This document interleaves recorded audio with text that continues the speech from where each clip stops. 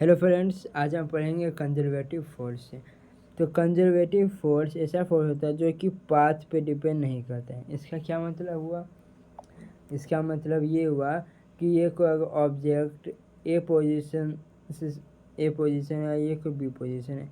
किसी ऑब्जेक्ट को अगर हम ए पोजीशन से बी पोजीशन स्ट्रेट लाइन में स्ट्रेट पाथ पे लेके जा रहे हैं, या फिर इसको हम इस पाथ से लेके जाएं, इस पाथ से, या फिर हम इसको इस पाथ से लेके गए, तो हमारा जो तीनों पाथ पे जो हमारा जो वर्क डन जो होगा, तीनों पाथ पे जो हमारा वर्क डन जो होगा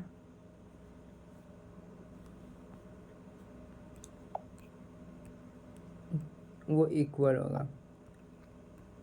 तीनों पाथ पे जो हमारा जो वर्क डन होगा वो क्या होगा? इक्वल होगा। ठीक है, चलो। इससे यहाँ बोला कि ये पाथ पे डिपेंड नहीं करता, ये डिपेंड करता है इनर्शिया ऑफ फाइनल पोजीशन पे। इसका क्या मतलब हुआ, तो देखते हैं। इसका मतलब ये हुआ कि अगर कोई ऑब्जेक्ट ए पोजीशन में शुरू हुआ और ये घूमते घूमते घूमते वापस ए पोजीशन पे आ जाता है, यानी इसका इनर्शियल पोजीशन जो था, इनर्शियल पोजीशन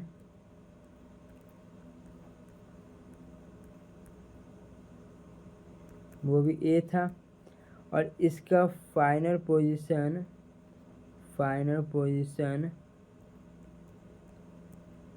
भी ए ही है। तो इसमें क्या होता है कि वो, तो इससे क्या होगा कि वर्क डन जो होगा यहाँ 0 होगा। यानी जो कंजर्वेटिव फोर्स जो होता है वो इनर्शिया और फाइनल पोजीशन पे डिपेंड करता है। ठीक है, अब बोला है कि कंजर्वेटिव फोर्स में वर्क डन 0 हो जाता है इन क्लोज पाथ, ये पढ़ चुके हैं। अब देखो एग्जाम्पल की gravitational force, electrostatic force, spring force, ये सब है। तो चलो इसके बारे में पढ़ लेते हैं। ग्रेविटेशनल फोर्स, अगर किसी ऑब्जेक्ट को अगर हम ऊपर थ्रो करें तो इसमें हम कुछ वर्क किए, तो वर्क का फॉर्मूला लिख देते हैं -mgh, क्योंकि ऊपर जा रहा है तो हमारे जी का जो वैल्यू होगा वो नेगेटिव में आएगा। आपको एक पॉइंट पे आएगा, इस अब क्या होगा, पॉइंट पे आने के बाद वो नीचे आएगा, ग्राउंड की तरफ नीचे ड्रॉप होगा। तो अब इसका वर्क निकाल लेते हैं। तो इसका वर्क जो हो जाएगा वो हो जाएगा mgh। इसको 1 दे देते हैं, इसको हम 2 दे देते हैं। तो हमारा जो टोटल वर्क डन जो आएगा, क्या टोटल वर्क डन जो होगा वो क्या होगा? W1 plus W2। अब W1 है -mgh और प्लस ये हो जाएगा mgh, तो हमारा जो वर्क जो होगा वो 0 होगा। ठीक है, वर्क जो होगा हमारा 0 होगा। तो एक और एग्जांपल के साथ समझते हैं। जैसे ये स्प्रिंग हुआ, ये हम स्प्रिंग बनाते हैं। ठीक है, अब हम क्या करेंगे कि इस स्प्रिंग पे इस डायरेक्शन में हम फोर्स लगाएंगे। ठीक है, तो इसका जो डिस्प्लेसमेंट जो होगा वो इस डायरेक्शन में होगा, लेकिन ये विथ वजह से फोर्स लगाएगा, डायरेक्शन हो रहा है इस डायरेक्शन में, देखो, अब फोर्स लग रहा है इस डायरेक्शन में, यानी दोनों का डायरेक्शन क्या है? अपोजिट है। फोर्स का भी और ये इधर से फोर्स का भी और डिस्प्लेसमेंट का भी। तो इस समय क्या 180 डिग्री का एंगल बनता है। अब हम पढ़ चुके हैं कि 180 डिग्री बनेगा तो जो होगा वो पॉजिटिव में आएगा, वर्क डन जो होगा वो पॉजिटिव में आएगा। ठीक है, वर्क डन जो होगा वो नेगेटिव में आएगा, सॉरी, वर्क डन जो होगा वो नेगेटिव में आएगा। तो अब इसका जो हम वर्क डन जो निकालेंगे, तो इसका हो जाएगा W का माइनस F/S, ये होगा। दूसरा केस देखो, इसको 1 ले लो। दूसरा केस में क्या है कि ये स्प्रिंग है, ये भी स्प्रिंग है।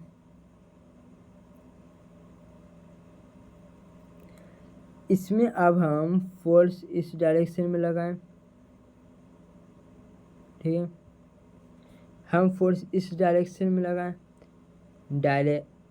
फोर्स का जो इस डायरेक्शन में, और इसका भी जो डायरेक्शन जो है वो भी इस डायरेक्शन में है, डिस्प्लेसमेंट जो है वो भी इसका इसी डायरेक्शन में है। तो हमारा इस का यानी यहाँ कोई भी एंगल नहीं बन रहा है, और एंगल जब नहीं बन रहा है यानी कि कोई डिग्री नहीं बन रहा है, तो यहाँ कोस 0 डिग्री होता है, और कोस 0 डिग्री का वैल्यू होता है 1। तो हमारा जो आएगा वर्क डन वो पॉजिटिव में आएगा, ठीक है, हमारा जो वर्क डन जो आएगा वो पॉजिटिव में आएगा। तो अब हम क्या करेंगे, इसको हम W2 लिखते हैं, इसका जो होगा वो पॉजिटिव में आएगा। अब अगर हमें टोटल वर्क निकालना है, क्या टोटल वर्क डन निकालना है हमें,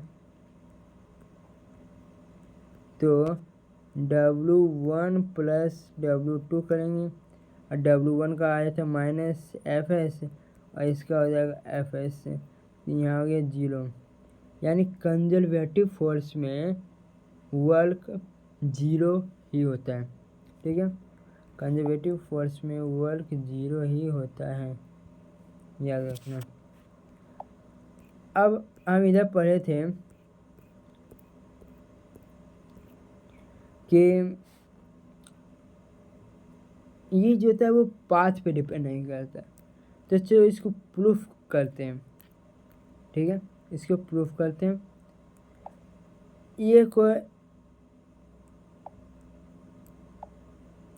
ये हमको एक पोजीशन ले लेते हैं, ए पोजीशन, और ये हो जाएगा हमारा बी पोजीशन, इसके ऊपर हो जाएगा सी, और इसको फिर हम मिला लेते हैं इससे से, ये एक पाथ बना लेते हैं।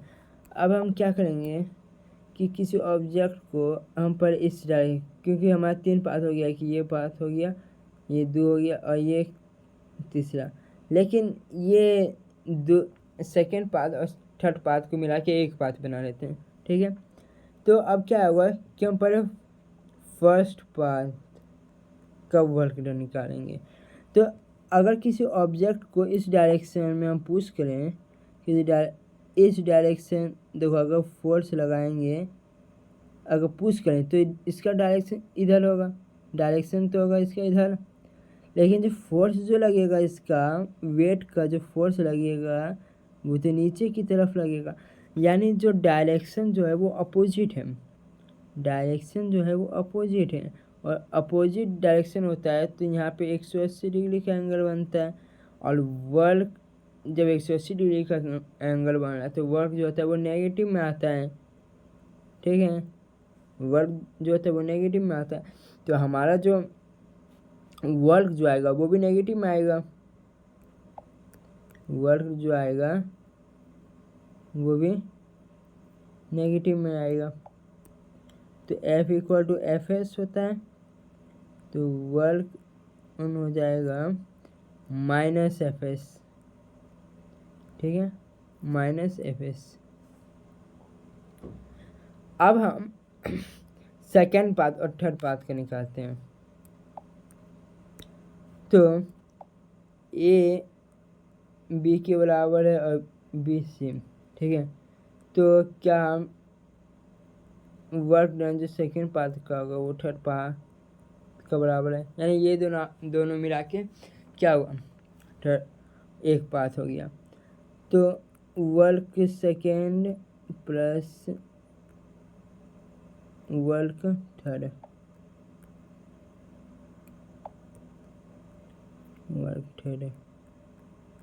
तो हो जाएगा FD प्लस FD।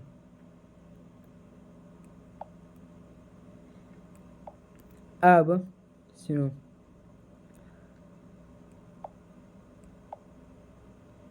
अगर हम ऑब्जेक्ट इस डायरेक्शन में लेके जाएं, अगर हम ऑब्जेक्ट को इस डायरेक्शन में लेके जाएं तो हमारा जो डायरेक्शन जो होगा वो इधर होगा, लेकिन जो फोर्स जो लगेगा mg तो इस इधर लगेगा, यानी यहाँ पे 90 डिग्री का एंगल बन रहा है, यहाँ पे कौन सा बन रहा है, 90 डिग्री का एंगल बन रहा है।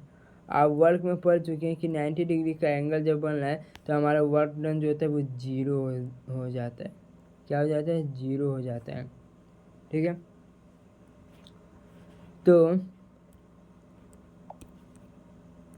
जो इसका जो वर्क डन जो होगा वो 0 हो जाएगा। अब इसका वर्क डन की ओर चलते हैं। तो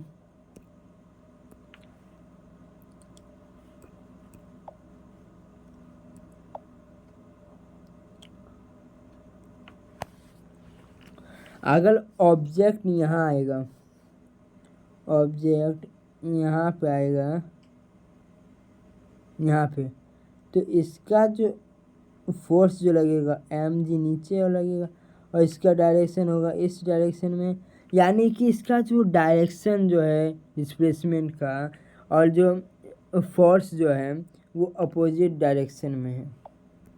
ठीक है, अपोजिट डायरेक्शन में, और अपोजिट डायरेक्शन में यहाँ होता है 180 डिग्री, और वर्क हो जाता है क्या? नेगेटिव। तो हम क्या करेंगे कि जो वर्क जो आया वो -FD हो जाएगा, तो इसका हो जाएगा -FD, यानी, और इसका भी क्या था? -FD, इसका भी -FS। तो इससे क्या हुआ कि वर्क डन जो फर्स्ट पाथ में जो था वो भी वर्क डन क्या है सेकेंड पाथ में इक्वल है, -FS इक्वल टू -FS। तो इससे ये प्रूव हो जाता है कि कंजर्वेटिव फोर्स जो होता है वो पाथ पे डिपेंड नहीं करता है।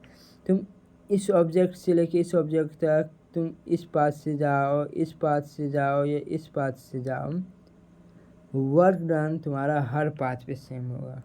ठीक है, अब हम बात करते हैं नॉन कंजर्वेटिव फोर्स का।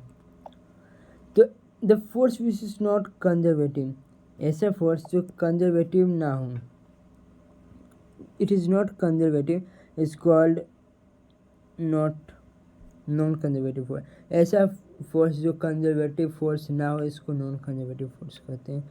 ये देखो पाथ पे डिपेंड करता है। ठीक है, पाथ पे डिपेंड करता है। इसको कैसे? ये एक टेबल बना लेते हैं। क्या है? टेबल है कि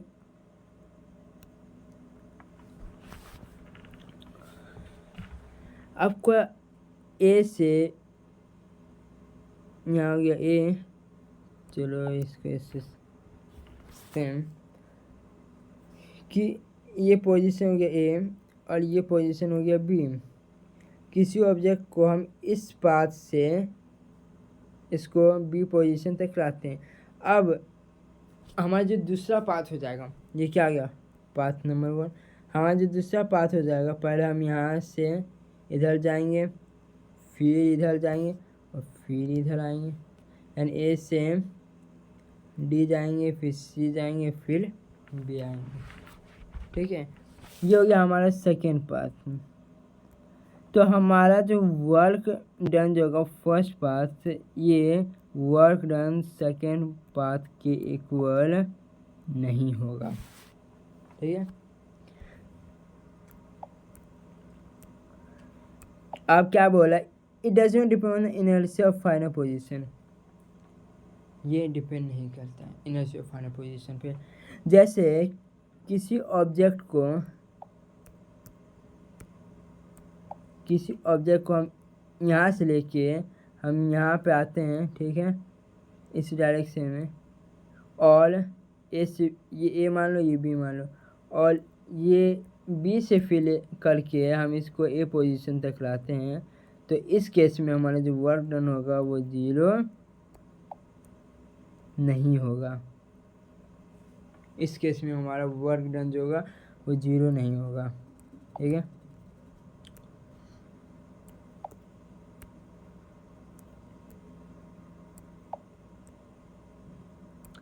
आगे देखो, in non conservative force the work done is not 0 in close path. Close path में 0 नहीं होगा, जो कि यहाँ पे बताएं कि क्लोज क्लोज पाथ पे इसका वर्क डन क्या हुआ, जीरो नहीं हुआ। एग्जाम्पल में जैसे फ्रिक्शनल फोर्स एक एग्जाम्पल होता है, इसका प्रूफ देख लेते हैं। प्रूफ, अब देखो हम हमेशा पढ़ते आए हैं कि अगर डिस्प्लेसमेंट जीरो होगा तो वर्क भी जीरो होगा, क्योंकि वर्क जो होता है वो फोर्स इंटू डिस्प्लेसमेंट का प्रोडक्ट होता है। तो फोर्स या डिस्प्लेसमेंट दोनों में से कोई अगर एक जीरो हुआ तो फोर्स जीरो होगा। तो अगर डिस्प्लेसमेंट जीरो होता है तो वर्क भी जीरो हो जाता है। ये हम क्या है जूनियर क्लास में पढ़ते थे। लेकिन अब ये आ गया कि अगर डिस्प्लेसमेंट जीरो हुआ तो ज़रूरी नहीं है कि वर्क भी जीरो होगा। ये डिपेंड करता है कि तुमने जो फोर्स लिया वो कौन सा है, क्योंकि अगर कंजर्वेटिव फोर्स हुआ तो जीरो हो जाएगा, लेकिन नॉन कंजर्वेटिव फोर्स हुआ तो जीरो नहीं होगा। चलो प्रूफ करते हैं। तो ये एक पाथ ले लेते हैं, पोजीशन ए, ये पोजीशन बी।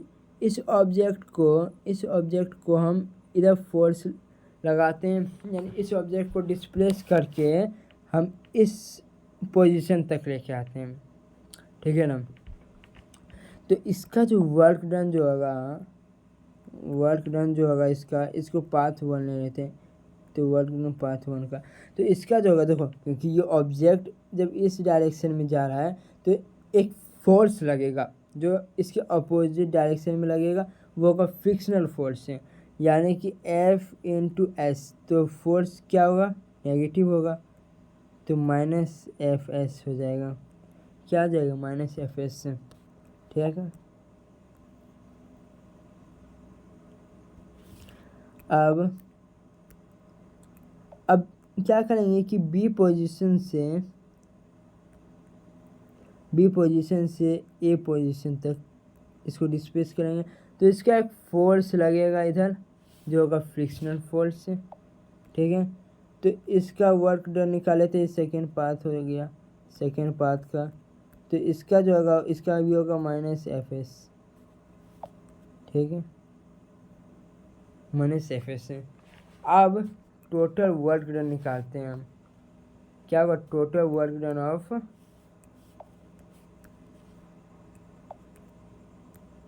तो अब हम क्या करेंगे, टोटल वर्क डन निकालेंगे।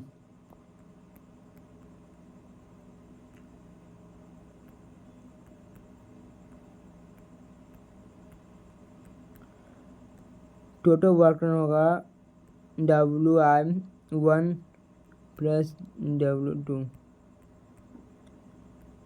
अब जो वर्क फर्स्ट पाथ पे हुआ वो कितना था, माइनस एफ एस, और ये जो हुआ था ये माइनस एफ एस। तो माइनस एफ एस और plus into minus minus F S, तो यहाँ पे हो गया -2 एफ एस। तो देखा कि डिस्प्ले, क्योंकि यहाँ पे क्या है, डिस्प्लेसमेंट तो जीरो हो गया लेकिन वर्क हमारा जीरो नहीं हुआ। तो हमेशा याद रखना है कि ज़रूरी नहीं है कि वर्क डिस्प्लेसमेंट अगर जीरो है तो वर्क डन भी जीरो होगा। ये डिपेंड करता है कि तुमने जो फोर्स लिया वो कौन सा फोर्स है। अगर वो फोर्स कंजर्वेटिव हुआ तो हाँ जीरो हो जाएगा, लेकिन अगर नॉन कंजर्वेटिव फोर्स लिया तो जीरो नहीं होगा, ठीक है। आज के लिए इतना ही, मिलते हैं नेक्स्ट वीडियो में। Thank you.